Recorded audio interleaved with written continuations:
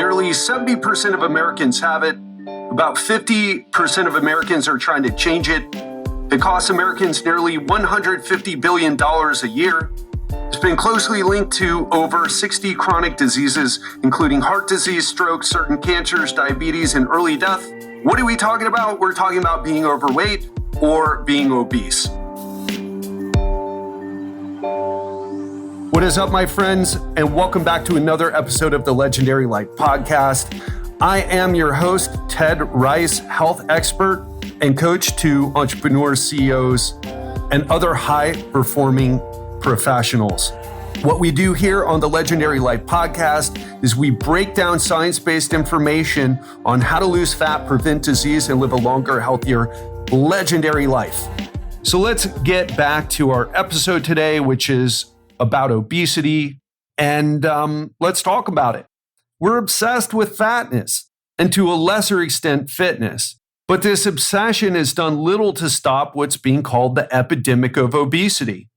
And in fact, this is a problem that is happening all over the world. Now, we say I use a lot of stats from America because America does a lot of research, but we've got good statistics from Australia, from the UK, and from Canada as well. So even in spite of all these statistics, all this obsession, it's done little to stop what, again, has been called the epidemic of obesity. And have you ever wondered, with all the diets, gyms, weight loss programs, and more, why do we struggle so much with fatness and what is going on? Is it the hormones in our body? Did we break our metabolism? Is it our genes? Is it the estrogen? Is it the endocrine disrupting chemicals in my shampoo that I lather my hair with every day? Well, I'll tell you one thing. One thing we know for certain is that we know that obesity ultimately comes down to a simple equation: energy in versus energy out. That we know, and that is how I get great results with my clients. That's how all diets work, as a matter of fact.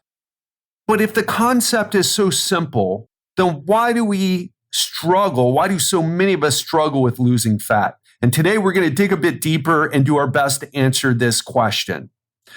What we're going to look at today, and this is going to be at least a 2-part episode. It may even turn out to be 3 parts, depending on how long I talk. So I'm going to try to keep it short and punchy. But if you've been listening to this podcast, I tend to go off on tangents, or at least I'd like to explain the details, because I really want you to understand this. I really want you to understand the nuances. In our society today, and here comes a tangent, right? We love the extremes, right? We love the extremes, but the extremes don't usually represent what's really going on. There's a lot of nuance. So today we're going to talk about what obesity is. We're going to define obesity, and we're going to share how you know whether it's something that you have or not. And we're going to talk today about the biological factors that contribute to obesity. So if you've ever wondered about genetics, metabolism, hormones, we're going to cover that today, because there's a lot of misconceptions, a lot of people, a lot of influencers. I'm a fitness influencer. How many followers on Instagram do you have? Oh, you're not an influencer yet. You have to have at least 133,000 followers before you can call yourself an influencer. So a lot of influencers and podcasters, especially in the health space, they toss out a lot of sciencey sounding information. And it's my job here to help you figure out what's really what here, right? Because a lot of poor jobs are being done, and I'm not going to name names, but I am going to tell you I use that as an example of what not to do, because I want you very clear on what the best evidence says. I don't want you confused. And so we're going to be talking about the genes, the hormones, the metabolism, the biological factors about obesity today. And in the next installment, we'll talk about the social environmental factors. So let's first define obesity. Obesity is defined, the most common way of defining it, if you go to your doctor, he'll take your or calculate your BMI. And BMI, as you probably know, stands for body mass index. It's your your weight in kilograms divided by your height in meters. So if you're like me and you don't use the metric system, there's no need to do the math. All you have to do, go to a search engine, Google or DuckDuckGo, whatever you're into, and put your height, your weight, and the letters BMI into the search bar, and you'll get your BMI. And if you do that, you'll quickly find out that if your BMI is between 25 and 30, you're considered overweight. If it's above 30, you're considered obese. And if it's above 40, you're considered morbidly obese. Now, just to clarify here, more recently, scientists have started classifying obesity into class 1, class 2, and class 3. Just in case you see that or hear someone talking about obesity and talking about it instead of like, oh, they're morbidly obese or they're obese, is class 1, class 2, and class 3. So just FYI. Now, some people, especially those who work out a lot and have higher amounts of muscle mass, complain that BMI casts too wide of a net. Like, I'm not that fat, bro. I'm just jacked. And we'll talk about that in a second. BMI is actually pretty solid for most people, and you probably have a lot less muscle on you than you think. But some good options are to use the waist to hip ratio, or as I like to call it, the gut to butt ratio. So if you're a man, it should be less than 0.95. And if you're a woman, it should be less than 0.80. So what I like to do for my clients in my coaching program is I have them weigh themselves. I figure out their BMI for sure. It's just another data point. But I also have them weigh themselves. I also have them take photos. And I also encourage them, if they can, and not a lot of people can due to the coronavirus. I was about to say coronavirus and COVID together, but that the coronavirus COVID situation where they may not have access to this, but doing a body fat test. Get your body fat test done. Go get a DEXA. The two that I like the best are DEXA scans and something called InBody, INBODY. A DEXA scan you'll find at universities and certain. Usually gyms won't have it. It'll be like a wellness facility. So universities, they use it for studies, and wellness places, they use it for to figure out your body fat percentage and also your, bone mineral density, that type of thing. Those are the two I like the best. The DEXA scan is probably the better of the two, but the InBody tends to be found much more readily available. It's more readily available, so easier to find and also less expensive. It'll usually cost you about $50 USD, $50 an American. So why do we care so much about obesity? Well, despite what you might hear out there by some strange groups like HAES, Health at Every Size, or at least the more extreme elements of that, philosophy, Health at Every Size, there's good evidence that links obesity to a number of different health problems. For example, being obese quadruples your risk of having diabetes, increases your risk of having high blood pressure by a factor of 5.6 times, more than doubles your risk for having high cholesterol, and increases the risk for cardiovascular disease and stroke. Poor diet and a lack of exercise has been linked to 25% of cancers. In fact, one of my first public talks that I've ever done was on how exercise, and not even that much exercise, but just getting up off your fucking ass every once in a while exercise can help with cancer, preventing cancer, and also help preventing recurrence of cancer. And in my talk, I compared exercise against the best drug at the time, and exercise just crushed it. And by the way, I jest about getting up off your butt, so don't get too triggered out there. I know it's a triggerable time, a very heightened, tense time. And we'll talk about why you might not be so motivated to get off your butt. So obesity is also linked to osteoarthritis, heartburn, gastroesophageal reflux disorder, And even more recent evidence shows us that obesity is linked to depression and earlier onset of Alzheimer's disease. One other thing I'll throw in there is that more recently, obesity has been linked to less activity in your prefrontal cortex, which is the place where all the executive functioning happenings, if you don't know what I'm talking about. So you could say, well, I'm Ted. I have these goals. I want to make a certain amount of money. I want to, have children. I want to be involved in charities and give back to society. So that's all my goals, right? Well, the part of our brain where that happens is our prefrontal cortex, more specifically our left prefrontal cortex.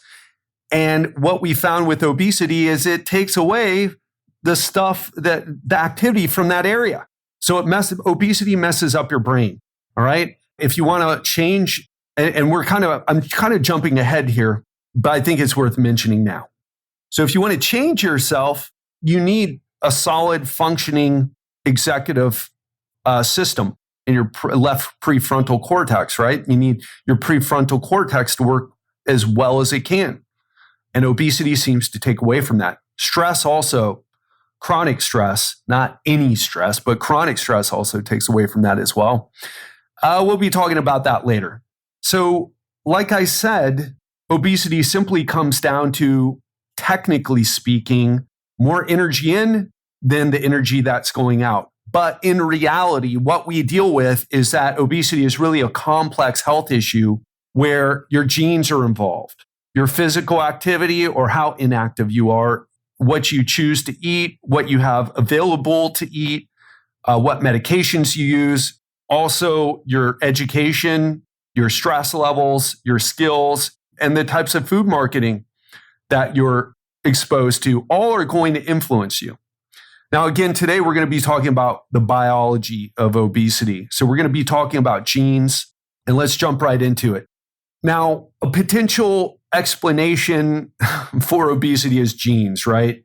And the genetics explanation has a lot of appeal, because many people, it matches what we see. It's like, oh, look, fat parents have fat kids. It's pretty obvious. Obesity runs in families. And yes, obesity does run in families. And it also gives us a much needed break from all the blaming that often accompanies discussions of weight. Because you have on the other side, people are saying, hey, listen, this is a moral failing. This is a lack of discipline. This is a lack of willpower. There's something, it's not these other things that are going on. It's really just you're just a POS. That's why you're overweight or obese. And that's not true either. There's a lot of things that happen here. But again, let's stick with genes. So rarely obesity occurs in families according to changes in one single gene. And by the way, what's interesting about how genes affect obesity, because you're like, oh, it's in the genes, right? And what we automatically think is like, oh, we'll have something, there's something in my genes that affects like how food affects me, right? So in other words, I look at a slice of pizza and I gain weight, right? But how genes really affect us, and this is, again, a bit of a jumping ahead, a preface for what we're going to be talking about, is genes affect your hunger. So in these single gene variations of obesity, the affected children, and that's how we know it happens in childhood, these children feel extremely hungry and become obese because they just overeat. But in most obese people, there is no single genetic cause. And since 2006, numerous studies have found more than 50 genes associated with obesity, most with very small effects. So most obesity seems to be multifactorial. That is, it has to do with your genes, has to do with your hunger levels, has to do with your environment, has to do with your stress, has to do with, so many things. And again, I've already kind of alluded to this, but you may ask, well, yeah, okay, so you're talking about genes here. You say that there is like these cases where usually children, they figure it out very quickly, these children have an issue. They do a genetic test. They find there's one single gene involved. And you're also saying, Ted, that genes also play a role, although a small one, in other cases of obesity. So how do our genes affect whether we're overweight or not, or obese or not? Great question. And again, a lot of people think, well, it just makes me more susceptible to put on fat. So I eat a piece of pizza and I get fat, and you eat a piece of pizza and you don't, and the difference is my genes, right? Isn't that what you think? That's what I used to think. But here's how it happens. Our brain, always comes back to the brain, regulates food intake by responding to signals from fat tissue, your pancreas, and your digestive tract. So these signals are transmitted by hormones. Leptin is secreted from your fat tissue. Insulin is secreted from your pancreas. And ghrelin, which you may or may not have heard of, is secreted by your digestive tract. Now, the brain coordinates these signals and responds with instructions to the body. It's like, go eat more, or stop moving around so much, or do the opposite, right? Eat more or move around more. And genes are the basis for the signals and responses that guide food intake. And small changes in these genes can affect their level of activity. Okay, so it's not just about whether you have these genes or not, it's whether they get turned on or not. And I know this might be getting a bit dense, and I promise you, if it is, I'll end up simplifying it for you in a second here. But just understand, I don't read blogs and listen to podcasts. I read studies and learn from university professors. I take courses in this stuff, and we dive deep into the science. But I want you to understand this. Energy is crucial to survival. Every single animal, let's say a lion on the plains of Africa, I know kind of when we see a lion chasing down a gazelle and eating it, it's like, oh, what a mean, nasty lion. But the reality is, especially when the lion goes for the old or the young, right? You see that and you like have a moral judgment against the lion. I mean, I do, right? You're like, lion, why do you have to be such an asshole? Don't go after the children, okay? You don't eat children. And don't go after the old people. What's wrong with you? But the reality for that lion is that it's not making a moral judgment. It's simply saying, listen, how hard and long do I have to run versus the food I get back? Because if I have to work too hard to get that food, I'll starve to death. And my lion cubs will starve to death. That's the nature of nature, not of sunsets and nice fields of whatever nature, but the reality of survival. Okay. And so energy is crucial to survival. Humans are no different. And in the past, we've struggled. People used to starve to death. One of the things that I've done in the past when people have really challenged me on this, I show them pictures of starving human beings, right? There's no obesity there, right? And starvation is something that we don't face as much anymore as human beings, but it's something that we struggled with a lot in the past. And we are programmed for Paleolithic conditions. We have a Paleolithic programming, if you will. And there's a hypothesis called the thrifty genotype. And what this hypothesis states is that the same genes that helped our ancestors survive famines are now being challenged by environments in which food is plentiful year round. Okay? In other words, you don't have to go hunting and gathering for your food. You don't need to worry about, okay, how long can I chase that? Oh, I don't even know. I'm such a city non-hunting person. I don't even know. Like, how long can I chase the deer or the boar down? How many days can I chase it down, or hours can I chase it down before I think, you know what, it's not worth it, right? We don't have to make that call anymore. Now it's like, oh my gosh, I've got to stop myself from grabbing a handful of M&Ms when I walk by my coworker's desk because there's just food everywhere, right? Not healthy food, usually. Your coworkers don't keep kale salads on their desk, but there's food everywhere. So you may have heard this been explained as a gene environment mismatch. And that, again, basically means there's a mismatch between our Paleolithic programming and the modern environment that we find ourselves in. Epigenetics is also at play here. Okay. And you've probably heard of epigenetics before. So we're not going to talk too much about it because this area of inquiry and research is still being figured out. It's at the early stages. But it's not just about the genes that we have, it's about the genes that get turned on.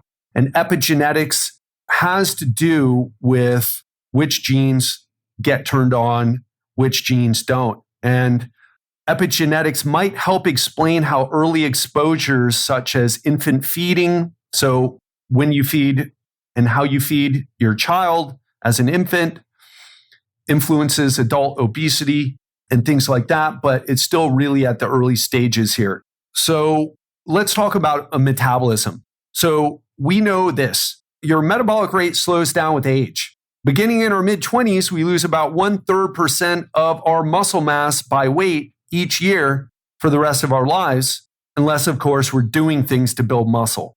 So I want to open this up a bit. So everyone says, oh, I haven't done, in 10 years, I've gotten fat and I haven't changed my lifestyle. And that may be true. But what's happening is that your body changes regardless of your lifestyle.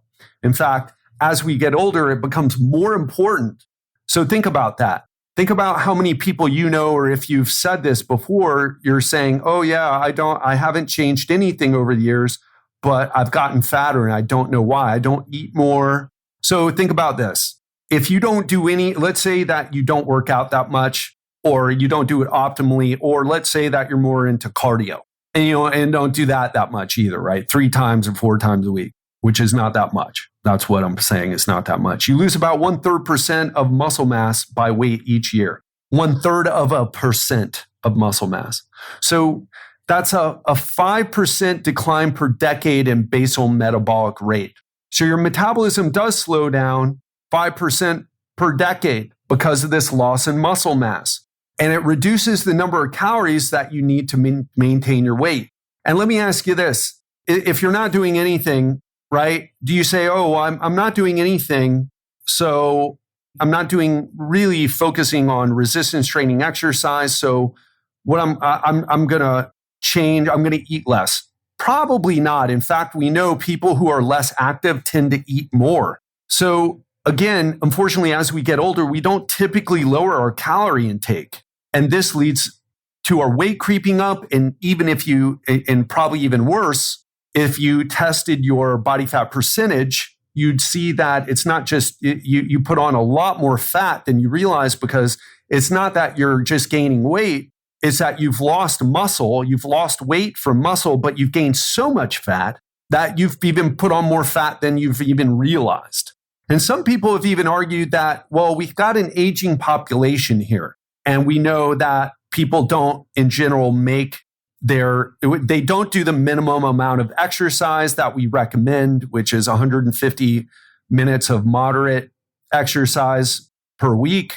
And if you really want to be an excellent, if you really want to step that up, you'd throw in at least 2 resistance training workouts per week. So we know most people don't do that. But even then, it's not enough to account for the big changes that we've seen over the past few decades in obesity. Another thing that I want to talk about here is fat is the largest endocrine organ that we have in our body. So in other words, an endocrine organ is something that secretes a hormone. And we've already talked about this, but we'll talk about it a little bit more. So your body fat, what most people think is when they get to a certain point, they're like, I'm storing body fat. Body fat is this energy. It's just stored energy. But it's not just stored. Body fat is metabolically active. It's not just a storage device. Fat secretes chemicals. It secretes a hormone called leptin. Leptin is responsible for giving us a sense of satiety. So in other words, leptin helps you know that you don't need to eat more. One thing that we found, because if you're doing the logic here, if you're following the logic, it's like, well, if fat secretes this hormone called leptin, which gives us a sense of satiety, how come that I have so much fat? I must be secreting a lot of this leptin. How come I'm hungry all the time? And good question.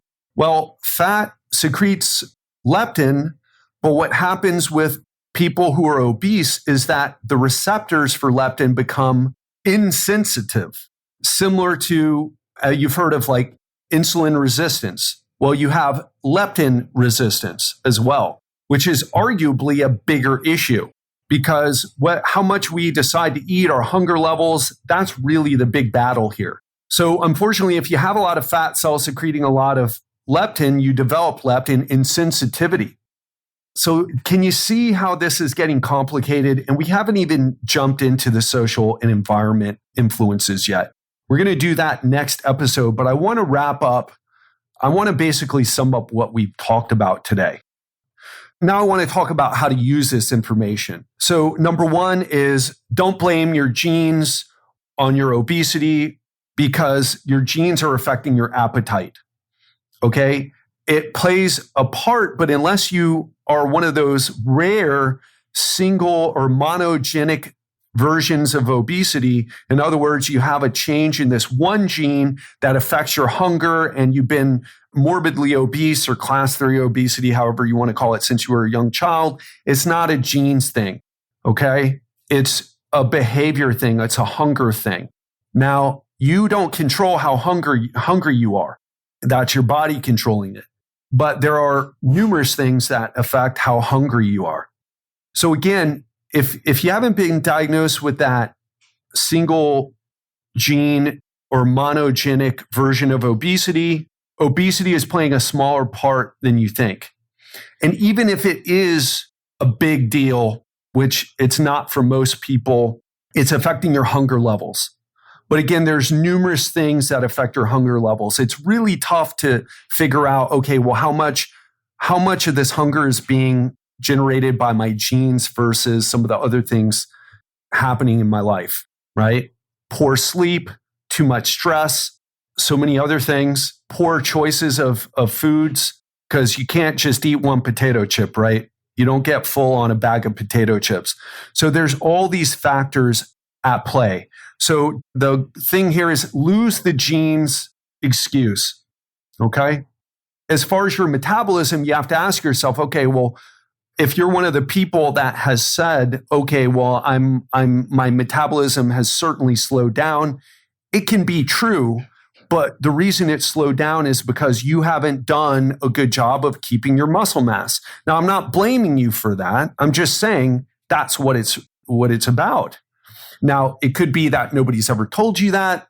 It could be, that you hate exercise and you go in there and it's so painful to exercise. It could be a lot of things, but the reason is you haven't kept your muscle, right? You haven't done physical things to keep your muscle mass. So the takeaway here is prioritize strength training, hit resistance training twice a week, and don't go more than 2 weeks without using your muscles. You can't go without using your muscles or there are consequences. And it's as simple as that. It's kind of like, hey, if you go too long without brushing your teeth, you get cavities. And that's something that I've come back to again and again. Of course, when you don't brush your teeth, nobody for that day wants to talk to you because they're like, you get immediate feedback. And if you don't work out, you don't get immediate feedback. In fact, you don't even know what's happening. You have to even get a body fat test to even show how much muscle you've lost. So it's much harder. I understand that, but still, I'm not trying to make the perfect analogy here. I'm just trying to get you to get this through your head and just to say, well, listen, if I don't want to lose muscle mass, if I don't want my metabolism to slow down, I need to train with weights.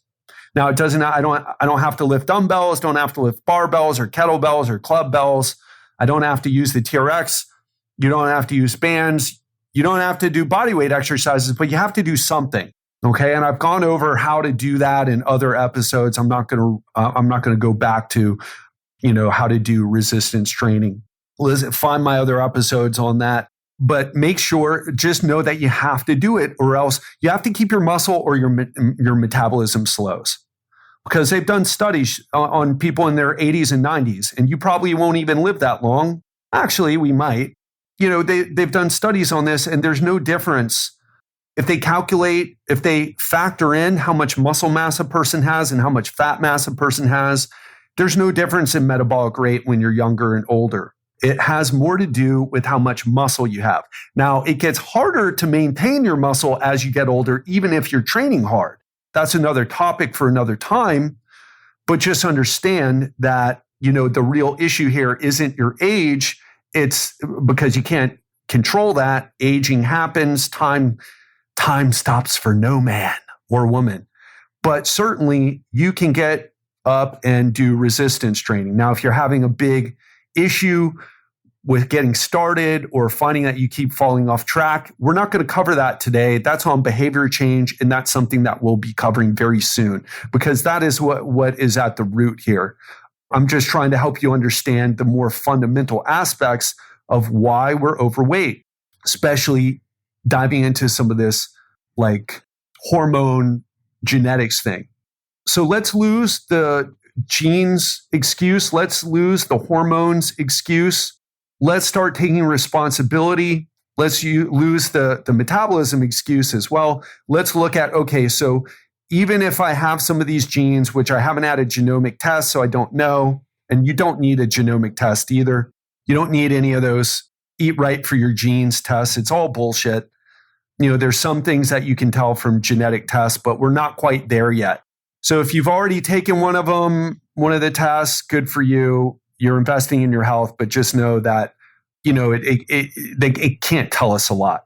And stay away from people who tell you, oh yeah, the secret is doing a genetic test. We're not going to get into genetic testing, but I have interviewed people about it. Go on my podcast and search for that. You will find the episode with John Berardi where we talked about genetic testing and how it really can't tell you jack. So let's lose the excuses. Let's understand that even if genes are playing a part here, it's influencing my hunger. How do I manage my hunger should be your question. That's something that I help people out in the coaching, because that's the big behavioral end. That's the part where it's like, how do I manage this hunger? The other side is, how do I exercise in a way that helps me maintain my muscle mass so I keep my metabolism right where I want it instead of this 5% decline that happens every decade. So those are the things, those are the big takeaways for me, at least when I read this and when I was putting this together. And I want to ask you, what are the big takeaways from this episode for you today? Have you been using the metabolism, the hormones, the genes excuse? Are you working out enough so that you can say, hey, listen, I am in the gym working out with weights a few times a week, so I know my metabolism shouldn't be slowing down. I shouldn't be experiencing that 5% muscle loss that you've been talking about, but I'm still having problems with obesity or being overweight here. So we're going to get into this and more, but it all comes down to this, my friend. It comes down to the energy coming in and the energy going out. There is no other explanation for it. All things influence that. So if you have hypothyroidism, what happens? Well, it lowers your metabolic rate. Okay, well, what does that mean? That means that you have to eat less calories because your metabolism has slowed down. By the way, when we look into it, it doesn't slow down your hypothyroidism, and I've had many clients with hypothyroidism, it doesn't slow down your metabolism by that much. Maybe 100 calories or something in there. That's like eating an apple, okay? So it's not like, well, I had that extra apple a day, but because of my hypothyroidism, I got fat from eating that extra apple or that one cookie, right? So what's at play here with hypothyroidism is that the sluggishness that happens with hypothyroidism tends to drop people's amount of activity that they're doing. So it really comes down to this energy in, energy out. Listen, and in case you're new to this and you're still skeptical and you think that I bought into a bunch of bullshit here, I used to be a strict low carber. I used to think that my metabolism was broken. I even got my hormones tested and found that my estrogen levels were a bit higher than normal. even though my testosterone levels were okay, not great, but okay. And, I got lost in this world for a long time, but eventually I pulled out of it and figured out, okay, I have a lot of bullshit beliefs here about what's causing me to be fat and stay fat. I need to dive into this. At the end of the day, it comes down to the behaviors, and we're in control of our behaviors. And if we're not, then, that's what we're going to dive into on how to change your behavior. How do you set yourself up? What do you need to change so that you get more in control of your life? Because if being overweight is an issue for you, are you also having issues in your career with your finances? Are you also having issues in your relationships? Do you also find yourself engaging in behavior that is not helpful to you and maybe be destructive to you, but you can't stop yourself from doing it? We're going to be talking about that more in upcoming episodes. But on the next episode that we're going to do, we're going to be talking about the social aspects and psychological aspects and environmental aspects that affect obesity as well. So today I'm going to wrap it up. I hope you enjoyed today. And I would ask you, what is your big takeaway from today? What did you take away from this episode? What did you learn? What are you going to do differently? Tune in on Friday. And this time I'm going to share with you the 7 habits that I have my entrepreneur clients do to lose up to 30 pounds of fat in 4 months without long workouts or strict diets.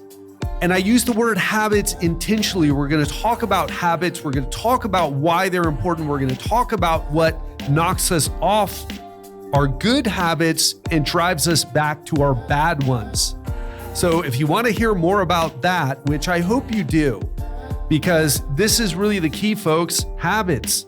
If we can't do something and turn it into a habit, we won't be able to keep it up. So if you want to learn more about my approach to teaching my clients the habits that help them create just incredible body transformations and make them feel like, this isn't that hard. It's way easier than anything I've ever done.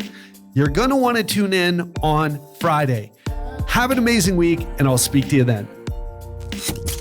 Do you need help losing fat while still enjoying your life?